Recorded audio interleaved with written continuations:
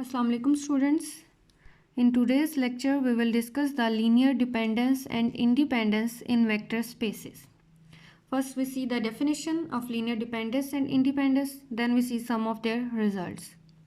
So the vectors v1, v2, vm in the vector space V are linearly dependent if there exist scalars a1, a2, am in K, not all of them 0 such that this condition hold. ठीक है, अगर हमारे पास कोई vector space V है, उसके अंदर हमारे पास ये वेक्टर्स होल्ड करते हैं और साथ में कुछ स्केलर्स भी हैं, तो हम इन वेक्टर्स को विद दीज स्केलर्स अगर लीनियर कॉम्बिनेशन में लिखें और इक्वल टू 0 रखें, अगर ये हमारे पास ये जो सारे स्केलर्स हैं, अगर ये सारे स्केलर्स जो हैं वो 0 नहीं आते, इनमें से कुछ 0 हो सकते हैं but not all scalars are 0, then we say that the vectors are linearly dependent.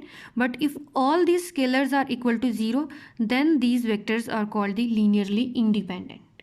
ठीक है, डिपेंडेंट होने के लिए क्या कंडीशन है कि not all scalars should be 0, but for linearly independent के लिए क्या कंडीशन है, that all scalars should be 0. कुछ रिजल्ट्स हैं. Suppose 0 is one of the vectors. Result करने से पहले एग्जांपल आप देख लें कि हमारे पास u, v और w जो हैं ये हमें वेक्टर्स गिवन है और साथ में हमें स्केलर्स कोई भी हम लेट कर लेंगे a, b, c या a1, a2, a3, और उनका जब हम लीनियर कॉम्बिनेशन लेके इक्वल टू 0 रखेंगे तो फिर हमने चेक करना है कि अगर तो हमारे पास ये जो सारे स्केलर्स हैं इनकी वैल्यू अगर इक्वल टू 0 आ जाएगी, then these vectors are linearly independent. But इनमें से कोई वेक्टर जो है वो नॉन जीरो आ जाएगा, then these vectors will be the linearly dependent. तो उसके लिए हमने क्या किया है, ये जो वेक्टर्स u, v, w हैं इनको लीनियर कॉम्बिनेशन में लिख दिया with scalars a1, a2 and a3. अब u, v और w की यहाँ पे मैंने वैल्यूज पुट की हैं. a1 into u plus a2 u v plus a3 v equal to 0 0, क्योंकि R3 में वेक्टर्स डिफाइन है तो 3 एलिमेंट्स होंगे वेक्टर में. अब नेक्स्ट हमने क्या करना है, यहाँ से इक्वेशंस जनरेट करनी है. पहले फर्स्ट एलिमेंट्स का पेयर बना लें, a1 plus a2 plus 4a3. First element 4 है ना, ऑल राइट, यहाँ पे 4 है फर्स्ट एलिमेंट. ओके, यहाँ पे जो w सेट है, जो w वेक्टर है उसके एलिमेंट्स हैं 1 9 4. तो इसका 1 के अकॉर्डिंग सॉल्व करें तो a3 मल्टीप्लाइड हो गया 1 9 4. अब यहाँ से जब इक्वेशंस जनरेट की तो a1 plus a2 plus a3 equal to 0. Similarly अब सेकेंड एलिमेंट के साथ इसको मल्टीप्लाई करें, a1 plus 3a2 plus 9a3 equal to 0, and then third element के साथ 0 इंटू a1 वो 0 ही आ जाना था, प्लस 2a2 प्लस 5a3. अब नेक्स्ट हमने क्या करना है, इक्वेशंस को साइमल्टेनियसली सॉल्व करना है. फर्स्ट क्या किया, सब्ट्रैक्टिंग 1 फ्रॉम 2, देन हमारे पास ये आंसर आ गया, यहाँ पे 8 आएगा. ठीक है, सिमिलरली यहाँ से हमारे पास इक्वेशन 3 और 4 को सॉल्व किया तो यहाँ से हमारे पास a3 की वैल्यू आ जाएगी. देन a3 की वैल्यू को इक्वेशन 3 में पुट कर दें तो a2 की वैल्यू आ गई. सिमिलरली 1 में पुट किया तो हमारे पास a1 की वैल्यू आ गई. मीन्स कि यहाँ से हमारे पास ये जो सारे स्केलर्स हैं इक्वल टू 0 आ गए. सारे स्केलर्स इक्वल 0 आने का क्या मतलब है, that these vectors are linearly independent. ठीक है, अगर इनमें से कोई भी जो वेक्टर है वो नॉन जीरो आ जाता, सपोज a1 जो है उसकी वैल्यू आ जाती कोई 2 आ जाती, बाकी a2 a3 जो है वो 0 ही रहते, तो फिर हमारे पास ये जो वेक्टर्स हो जाने थे ये लीनियरली डिपेंडेंट हो जाने थे. ठीक है, अब इनसे रिलेटेड कुछ रिजल्ट्स देखते हैं. Remark 1, suppose 0 is one of the vectors v1, v2, vm, यानी ये जो वेक्टर्स हैं इनमें कोई एक वेक्टर जो है वो 0 है, देन जो हमारे पास वेक्टर्स होंगे दो vector will be the linearly dependent. अगर आपको कोई भी वेक्टर्स u, v, w दिया हुआ है लेकिन उनमें से कोई वेक्टर जो है वो 0 वेक्टर है, तो आप डायरेक्ट वहाँ से बता सकते हैं कि ये जो u, v, w जो है ये हमारे पास लीनियरली डिपेंडेंट वेक्टर्स हैं. ठीक है, यही आगे उसकी कंडीशन बताई हुई कि जब आप उसको लीनियर कॉम्बिनेशन में लिखोगे और फिर हमारे पास कोई वेक्टर जो है v1 जो है, यहाँ पे इन्होंने v1 को लेट किया है कि v1 0 है, तो 0 को जब मल्टीप्लाई करोगे तो हमारे पास जो कॉम्बिनेशन बनेगा उसमें जो स्केलर्स आएंगे कोई नॉन जीरो स्केलर भी आएगा. सो इट्स मीन कि हमारे पास जो वेक्टर्स होंगे वो लीनियरली इंडिपेंडेंट होंगे. डायरेक्ट आप बता सकते हो कि कोई भी वेक्टर है, कोई भी सेट्स वेक्टर की गिवन है, उनमें कोई एक भी वेक्टर अगर 0 है, then those vectors will be the linearly dependent vectors. Next है, suppose v is a non zero vector, then v by itself is linearly independent.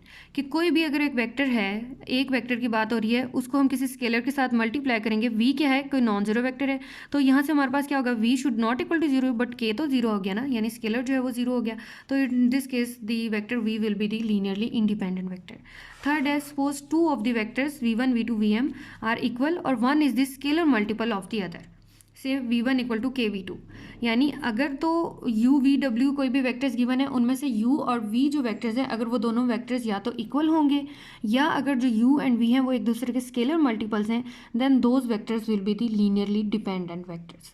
Direct आप चेक कर लो कि अगर दो वेक्टर्स हैं क्या वो इक्वल हैं किसी भी कॉम्बिनेशन में, या अगर उनमें से कोई एक वेक्टर जो है वो स्केलर मल्टीपल है सेकंड का, देन आप डायरेक्ट बता सकते हो that the vectors are linearly dependent vectors. यानी यहाँ से आप देखेंगे क्वेश्चन 4.17 है, इसमें से कहा क्या है, डिटर्मिन वेदर और not u and v are linearly dependent. अब यहाँ पे एक वेक्टर u गिवन है, तो u को चेक करना है कि क्या ये लीनियरली डिपेंडेंट है। अब दो वेक्टर्स हैं, अब लीनियरली डिपेंडेंट के लिए हमने कंडीशन पढ़ी कि अगर तो वेक्टर्स जो दो वेक्टर्स हैं अगर वो आपस में एक दूसरे के स्केलर मल्टीपल हैं then the vectors will be linearly dependent.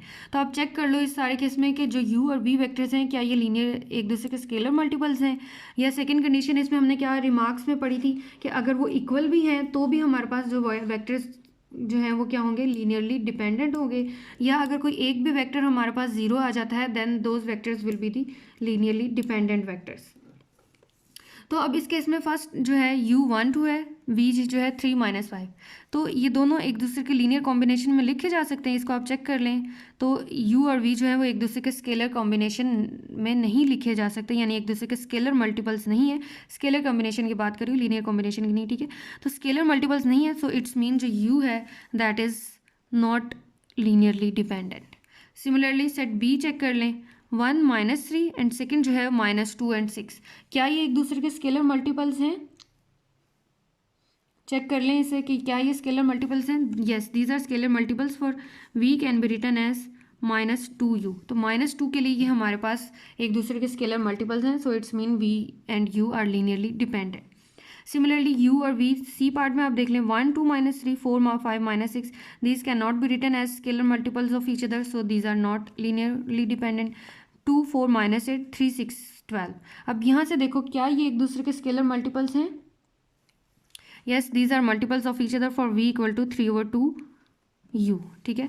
यानी u को आप 3/2 से मल्टीप्लाई करो तो आपके पास ये वेक्टर u बन जाएगा, so it's mean that set d is the linearly dependent vectors. Okay, अगर हमने ज्योमेट्रिकली चेक करना हो लीनियरली डिपेंडेंस को in R cube, then any two vectors u and v in R cube are linearly dependent if and only if they lie on the same line through the origin हो। यानी अगर origin में ये इसकी figure geometrically देख लें, अगर दो वेक्टर जो हैं इन आर क्यूब में अगर वो सेम लाइन पे लाई कर रहे हैं, this is the vector u, this is the vector v, अगर जो कि ओरिजिन o से पास कर रहे हैं, तो अगर वो सेम लाइन पे पास कर से गुजर रहे हैं then these two vectors will be the linearly dependent. और तीन वेक्टर्स जो हैं वो आर क्यूब में लीनियरली डिपेंडेंट कब होंगे? If they lie on the same plane. यही बात यहाँ लिखी है, 3 vectors in R cube are linearly dependent if and only if they lie on the same plane through the origin. तो ये हमारे पास ये एक प्लेन है, ओरिजिन से u v और w जो है वो एक ही प्लेन में लाई करें, then these 3 vectors in R cube are linearly dependent. और आर क्यूब में हमारे पास 4 और मोर वेक्टर्स होंगे, those also will be the linearly dependent vectors, ठीक है। अगर आर क्यूब में आपके पास 4 वेक्टर्स गिवन है, यानी u v w, साथ में कोई x वेक्टर गिवन है, इसी तरह कोई y वेक्टर भी गिवन है, आर क्यूब में 4 और उससे ज़्यादा जो वेक्टर्स होंगे वो भी क्या होंगे? लीनियरली डिपेंडेंट वेक्टर्स होंगे, ठीक है। तो इससे रिलेटेड आप लोगों ने इससे के क्वेश्चंस कर लेने।